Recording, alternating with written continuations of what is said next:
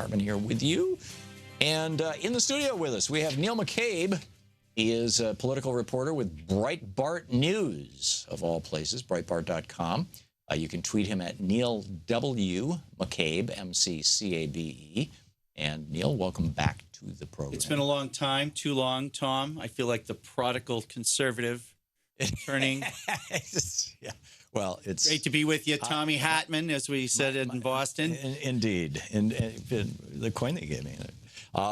But my first question to you is, are you going to be the only reporter in the White House now? Well, obviously, Tom, I don't speak on behalf of Breitbart News. But Breitbart. But are you anticipating this? You know that you're. Breitbart already has.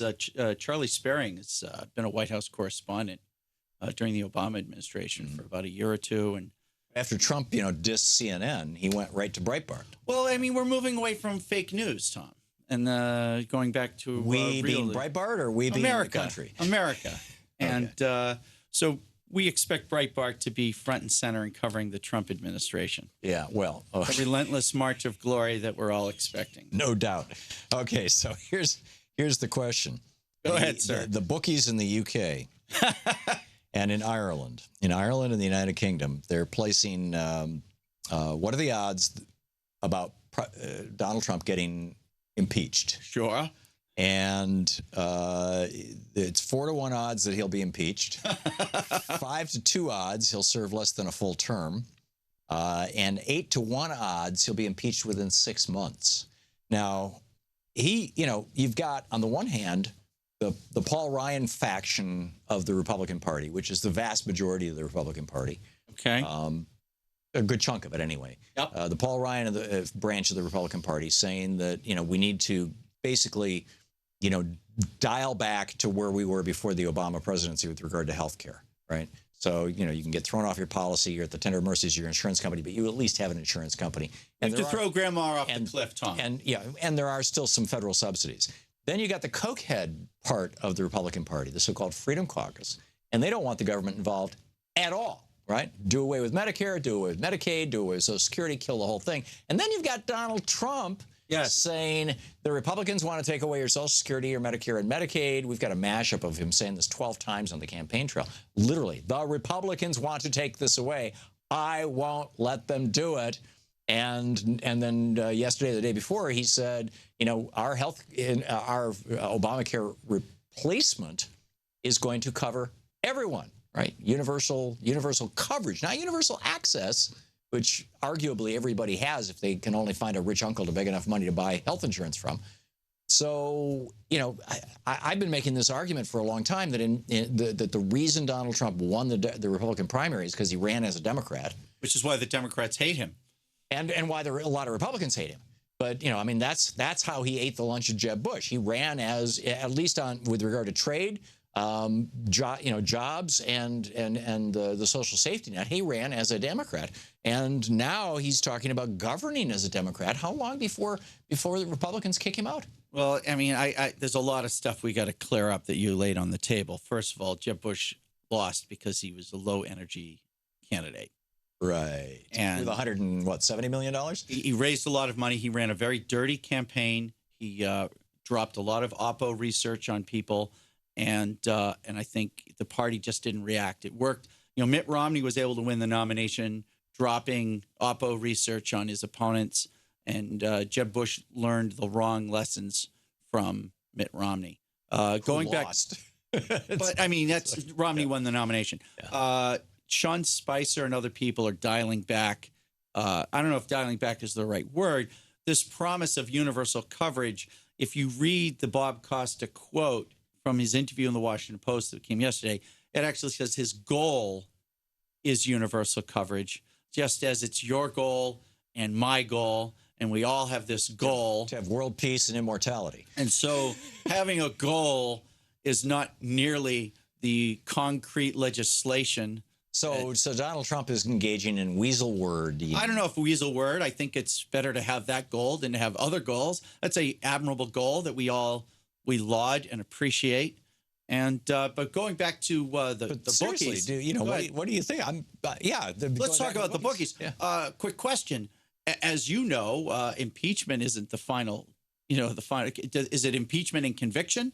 Because we learned from William Jefferson Clinton, one can be impeached and not convicted. Right. The same thing happened to Andrew Johnson after the Civil War.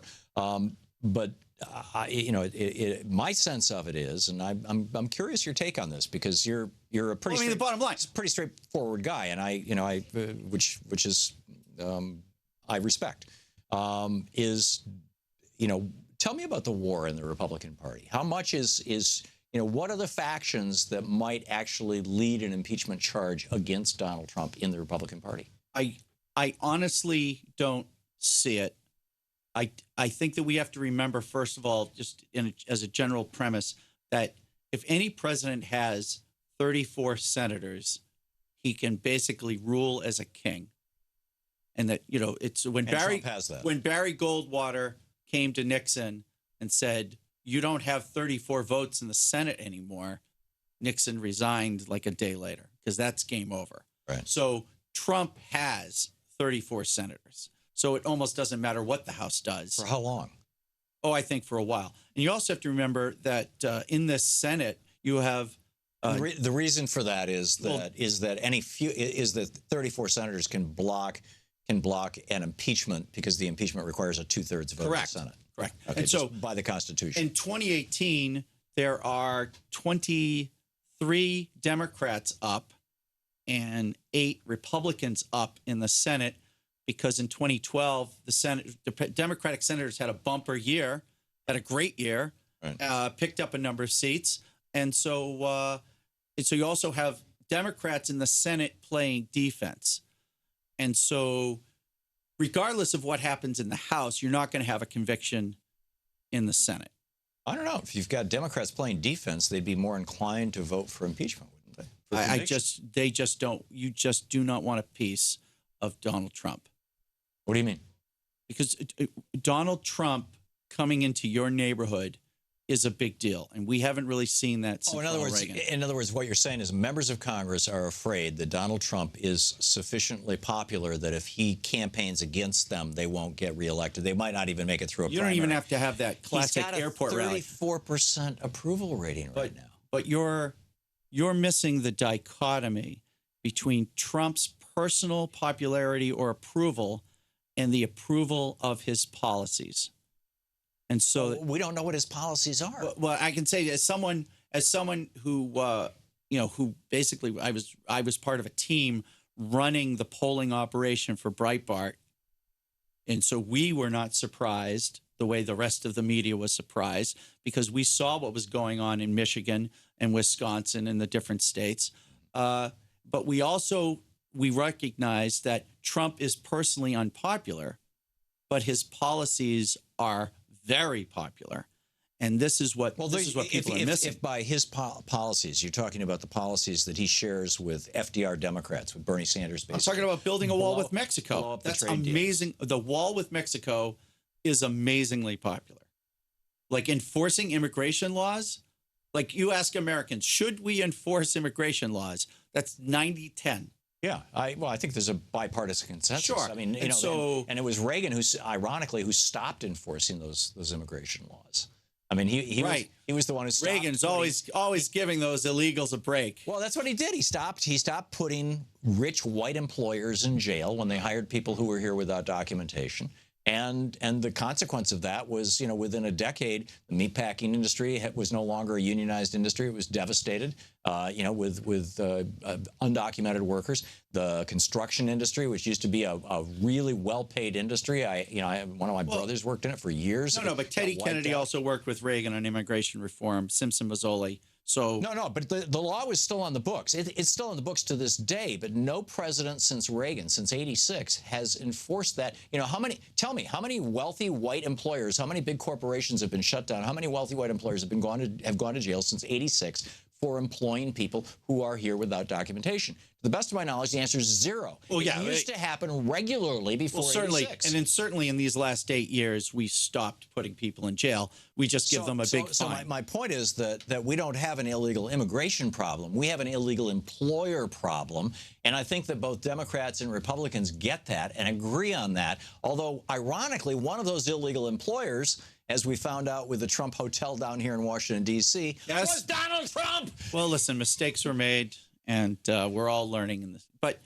But you've made my point that there are policies that are associated with Trump, and this is one of the problems that one of the problems that Hillary Clinton had, and I haven't really talked to you in months, is that so many of Hillary Clinton's supporters, say 20 to 25% of Hillary Clinton voters, actually agreed with Trump on the issues, and so that's where she was sliding, because in the booth, that 20 to 25% basically they were voting on issues they agreed with. Okay, on the issues, again, we're talking personality-wise, Trump loses. We're talking, basically the, trade.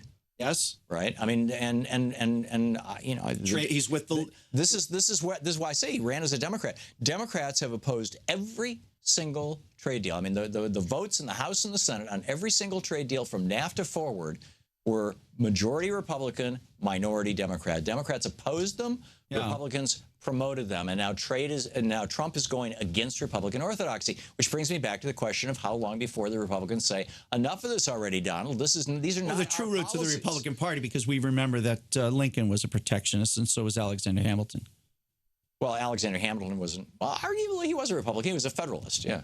Well, the quote Republican Party unquote was created in opposition to Hamilton. What became the Democratic Party started as the Republican Party. Yeah, but that's the modern Democrat. Now we're getting confusing here because it's changed names. Jefferson originally. I'm just trying to muddy the waters, Tom. Go ahead, please. Take control of your show again. Well, yeah, we're just about out of time here, Neil. But I'm just, do you think that these bookies? I mean, do you think that there's a chance that there's no? But I think, and being from New England, there's a lot of people who take Boston money all the time by playing the odds. Mm-hmm. And I think there's a lot of bookies in England and Ireland who have figured out that they can take a lot of money from Northeast liberals and just keep it. So you think this is a bookie manufactured thing? There's no. I mean, there's already, I told you it was Maxine Waters. There's already at least one Democrat who's talking about articles of impeachment. Because of his involvement with Russia, or because of his involvement with if Maxine Waters or any of the Democrats had found one senator to sign a challenge to the Electoral College results, I would say that impeachment was in play. But the Democratic senators are not even going to play. Yeah. That's where you're at. Very interesting. Okay. Well, Neil McCabe, you can tweet him at Neil W. McCabe. What's the W? William, my dear father. Okay. My middle name is my father's name, too. Neil W. McCabe is his Twitter handle. And Breitbart.com, of course, the website. Neil McCabe, political reporter with Breitbart News. And I'll be picking up your calls in just a minute here about do you think Trump is going to be impeached? And if so, what and why and how? Neil, thanks so much for dropping by. Good to be with you, Tom. Good to see you.